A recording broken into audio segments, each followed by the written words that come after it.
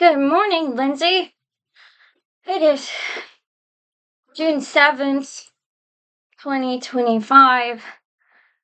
I am up early. I like to get up early in the summer and spring months because then it feels like you have more time off.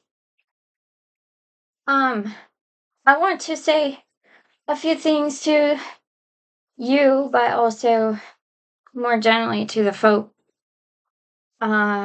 about Alan and I leaving the country and the last days of me working at Andersen Windows and Doors. It has been the best American company that I have ever worked for. I made it a goal to get vested, which meant staying for 3 years, which is a bit longer than my usual stay. I'm trying to not be a job hopper because I figured out that that was diminishing my quality of life. I was lucky enough to have landed at an old school American company where, as I've discussed with you before, I believe because of the history of their working with unions, I cannot tell you how above board things are. They are very responsive. Vacation time off, no problem. I get bukus of it. Seasonal layoff, I could take anywhere between 2 weeks, 3 months off a year, qualify for unemployment. I only usually take a month because after a month, your benefits get affected. But that is in addition to, oh my God, I must have more than 3 weeks of vacation every year. I'm now making $23 and something cents. I started at 19. I have huge I have so many benefits. I don't even have time to take care to maximize all of them. Health insurance, short-term disability, vision, dental. They really go out of their way. I think they are behind the times in terms of equipment, and there's more videos that I've made last summer about that. But they do try to minimize repetitive stress injuries. They do try to focus on health and wellness. They have given me a free app, Hinge Health, access to that. That helps me with PT, was I do have some issues around my back and osteoarthritis. A lot of my coworkers, especially the ones my age or older who've been there a long time, suffer from repetitive stress, plantar fasciitis, carpal tunnel, arthritis, shoulder injuries. There's a lot of that. But they have these people, they contract with a company called Fit for Work, these athletic trainers who are all really, really, really highly educated and well qualified. They have master's degrees. And now both of the ones in charge of us are women. That's really cool. All these things, like I said, I've just never had an American company actually that is like this. And when I was trying to become a cop, I had to sit down and make a list of every single employer I'd ever had. And Lindsay, I figured out because some of this might be my problems, but I think also a lot of it is just being a millennial and having to deal with economic volatility. I had 32 employers. I think something like less than 5 of them offered me health benefits and a retirement benefit. Granted, you could cut the number in half because a lot of them were actually part-time employers. But even when you figure, like, I will do a more thorough investigation and the stats of my life, but it's not good, Lindsay. It's not good when you work since you're 16, you work your ass off and you support yourself either through full-time employment or cobbling together 2 or 3 part-time jobs as you can. and you spend years of your life, like well into your 40s, you can't even get a mammogram because you don't have health insurance, then this is a problem. And these are problems that you all know. So, in thinking about leaving the country, Alan, who has been a political activist and has run for office multiple times, he and I had to sit down and discuss, like, how do we decide if we have done enough? And especially given the current political climate, we felt like we had to choose between fight or flight. And we chose flight. He he doesn't act like it, but he is quite a bit older than me, and I am tired.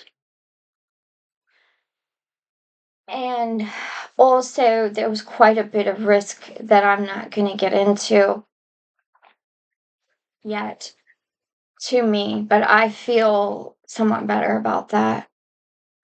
But I still feel good about our choice to leave. So I'm not going to get further into why we're leaving, but I will say it's important for us to the how of our leaving is important. I want to finish strong at work. Um, Thank you for taking me to the classes at the AFL-CIO in Philadelphia. I still have my certificate, and I still get a lot of emails from the program leaders and directors, so they're doing a very good job. Um, and I've thought about attending, but I never could make it work time-wise and budget-wise. So Valerie Brahman, I remember her, she was great. Valerie Brahman. And so Alan flirted with the idea a few months ago of running against Scott Perry. He has run. He ran for president in 2020, and then he ran against Barb Gleim, our state House of Reps person here in Cumberland County in 2022. And that's actually how we met. We met because I had this book about mass shooters, and I was going around trying to get local leaders, politicians, and law enforcement to actually read it. And that's how we met. His friend Carol Etheridge and his friends Carol and Steve are running up in Jim Thorpe area for township supervisor positions. They are choosing to stay and fight. Carol gave me this shirt. I think I'm going to wear it my last day at work because it's so soft and feminine. But if you look closely, it says, fuck Trump, fuck everyone who voted for Trump. And I don't know. On my last day of work, I'm not giving notice. I might wear this one too. It's gonna be the day after we return from Labor Day, my favorite holiday of all time, right? So I wanted to talk more about things that like reflect on labor organizing and make these videos as part of my farewell tour, if you will, because it feels like if I don't, then I'm not, I'm not really fighting. And I hate that. I hate that. I hate the feeling of like turning tail. But we can still do things if we're creative about it. Um, so one of the myths that we talked about when I took those classes about labor organizers, the misconceptions and the bad propaganda from the other side, right, is that all these organizers, the ones inside are just whiny cows. All they do is bitch and complain. They don't when in fact the ones who are successful are the ones who on the floor tend to be the best workers. Jane McAlevey talks about this a lot in identifying leaders. I don't know that I would be a good leader at Anderson because I'm a woman. I don't know. But um I do try to do a good job. I want that's important to me. I take pride in my work now. When I first got there, I was so ashamed. Lindsay, I was so ashamed. I was in such depression. I was so ashamed because it felt like I had tried all these other things. I had tried to make it as a journalist. I taught children during COVID for $12 an hour and no benefits. Um, when I first got to Anderson, it was after I monitored inmate phone calls for $15 an hour with no benefits and then quit in a rage. And 3 weeks later, they upped the pay to $18. But by going to Anderson, I maximized my total revenue by thousands and thousands of dollars because I was making more than that and I had benefits. But I had to suck it up and recognize now I'm a blue collar worker. I was one of the few people there who had been to college. And during training, somebody asked me, well, like, you went to school for what? And I said, English. And they said, so what? That's for what? Like writing, teaching?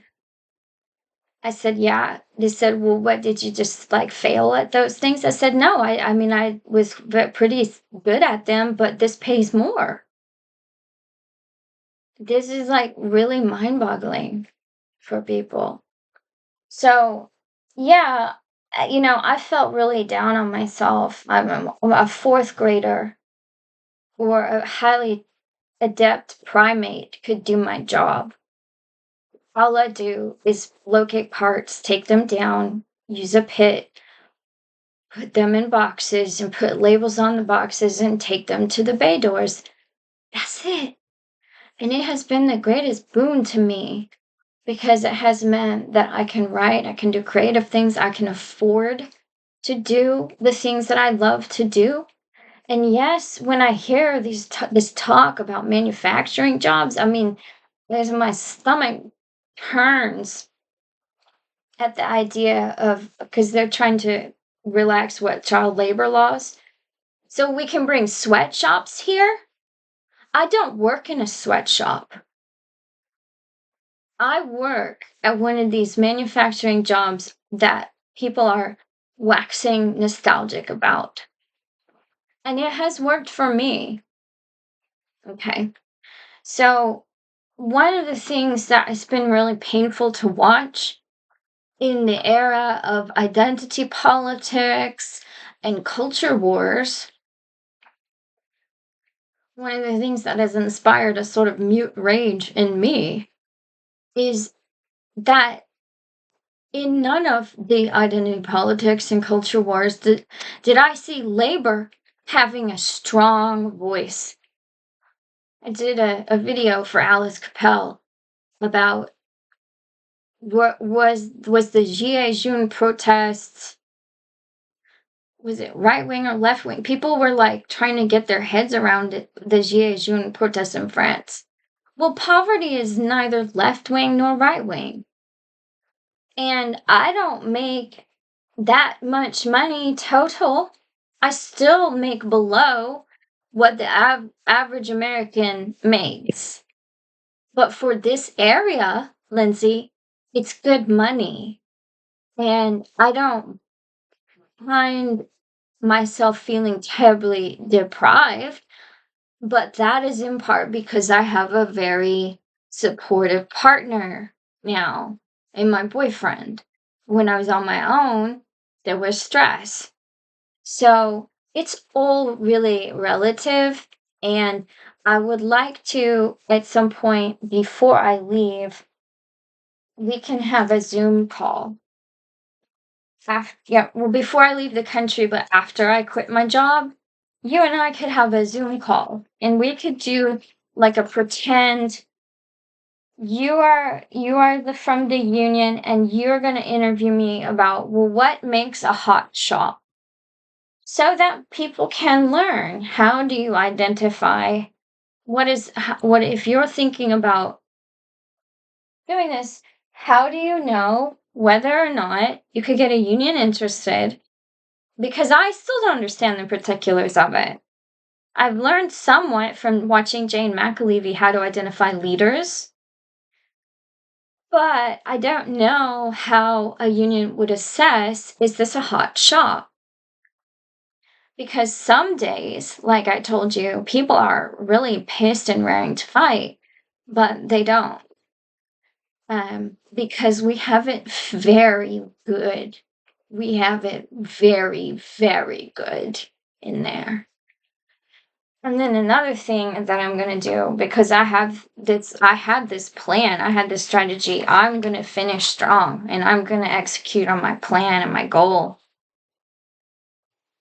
I've had my issues with the center manager, Paige Saylor, over the overtime policy. She actually literally said in a meeting, "Oh no, Amanda, there are plenty of businesses that can operate 7 days a week for weeks at a time." And then Alan looked it up. I said that maybe I'm recalling labor regulations from other states, but he was like, I mean, and he says that Pennsylvania's labor laws are primitive, and they are. We're a right to work state. We have really low minimum wage, but slavery is not legal here, it turns out. I mean, try it. Go ahead, try it, Paige. But you know what I have bought? Thank you card. This is for Paige. This is for when I leave. And I'm gonna write in it today, months out, to heighten my resolve to finish strong and leave with grace. Because this is another thing I wish that people understood about organizing. You need to respect your adversary. And your boss is your automatic adversary. They're your economic antagonist. I don't care how you feel about them. People are so brainwashed into believing that their employers are their friends and allies. They're always going to be your antagonist. You need to have respect and detachment in your mind. So anyway, this is going to be, and I'm going to buy her flowers, and then I'm going to take the flowers and the card to work wearing one of these shirts on my very last day and say, I'm sorry, I've not give notice, because as much as I have had fun working here, corporate America has way too much power over people's lives. Read Elizabeth Anderson's Private Government. She's a philosopher. She's making some very salient observations about how Americans talk a big old game about how we have freedom and democracy, and yet every company runs itself like a communist dictatorship fiefdom. They tell you what you can wear, what you can say at work and online. Our social media policy means that I have to leave before I can post this video publicly because it's so broad. The clause in our handbook is so broad. They could fire me for anything, regardless of whether or not I'm talking about the company or no. Literally, that's how broad it is. And what else? Oh, when you can go to the bathroom, when you can eat, etc., etc. Your life must revolve around them. They will change your schedule. Too bad. Move you to another department, another shift. The prerogatives are all theirs. So, I mean, I know it's customary to give notice, and that might be part of other people's leaving with grace strategy, but even if I'm looking for a recommendation or a reference, I'm not giving notice to these people. They have taken way too much power. They no longer get that courtesy from me, as much as I have enjoyed them. Now they will get a thank you card and flowers by way of courtesy, but not notice. Not notice. I'm going to say something like, "Dear Paige, I've really enjoyed my time here. This is the best American company I've ever worked for. I've had so much fun and I love everyone. I really like you. You remind me of myself if I'd maybe come from a good family and actually given a crap about money. Okay, short and sweet.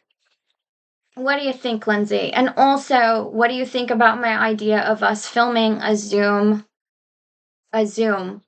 tete-a-tete, like a brainstorming session, just as a sample to put it out there? Um,